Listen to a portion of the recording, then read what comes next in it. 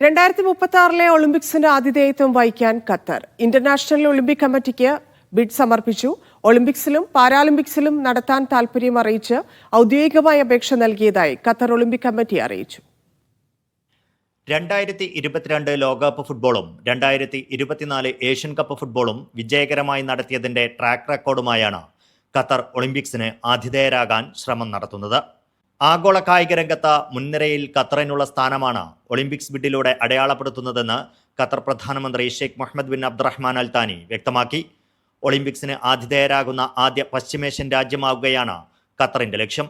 ലോകത്തിന്റെ എല്ലാ ഭാഗങ്ങളിൽ നിന്നുമുള്ള കായിക പ്രേമികൾക്ക് സുരക്ഷിതമായ കായികാനുഭവം പകരാൻ ഖത്തറിന് സാധിച്ചിട്ടുണ്ടെന്നും അദ്ദേഹം ചൂണ്ടിക്കാട്ടി.